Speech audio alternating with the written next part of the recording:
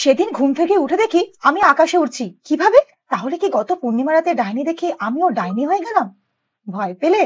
না না, ডাইনি বা মজার দেশ কোনোটাই নয়। এটি হলো নিউটাউনের একটি নতুন আকর্ষণ, যার নাম আপসাইড ডাউন হাউস। এই হাউসে আসলে মেঝেতে নয়, সিলিং এ হাঁটাচলা করতে হয়। বেশ মজার ব্যাপার, তাই না? বাইরের দেশে এরকম আপসাইড ডাউন হাউস অনেক দেখেছি, কিন্তু কলকাতাতে এই প্রথম। লাস্ট উইকেন্ডে আমরা সবাই মিলে চলে গেছিলাম দেখতে এই হাউসটি। দেখতেই পাবে আমাদের ছেলেমেয়েরা কেমন ভাবে দৌড়ে দৌড়ে বেড়াচ্ছে চারপাশ দিয়ে। ঘরগুলো খুবই ছোট ছোট, একটু ক্লামজি লাগলো আমার। খুবই কম জায়গা নিয়ে এটি বানানো হয়েছে। বাথরুমটা কিন্তু বেশ মজার। কি করে পটি করবো, স্নান করবো, কিছুই বুঝতে পারছিলাম না। একটু এগিয়ে গিয়ে দেখলাম ওয়াশিং মেশিন, সেটাতেও কাপড় দেওয়া আছে উল্টো ভাবে, আর তারপরই হচ্ছে বেসিন, গায়ে যদি জল পড়ে যায়। যাই হোক, একটু এগিয়ে গিয়ে দেখতে পেলাম বাচ্চাদের রুম, ভীষণ সুন্দরভাবে ডেকোরেট করা। আর আমার সব থেকে ভালো লাগলো বেডরুমটাও, যেখানে কিন্তু আমি আর অনামিকা একটু হেঁটে হেঁটে বেড়াচ্ছিলাম।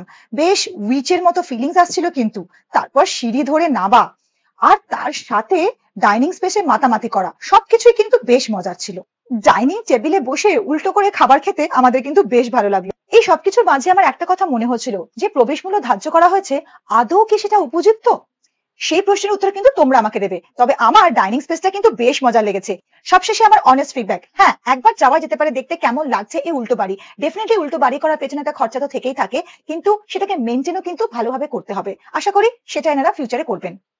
প্রবেশ মূল্য নিয়ে আমার করা প্রশ্নটা মনে আছে তো? তার উত্তরটা কিন্তু তোমাদেরকে দিতে হবে। আর হ্যাঁ, তোমাদের রেফারেন্সের জন্য কিছু ছবি আমি এখানে দিয়ে দিলাম।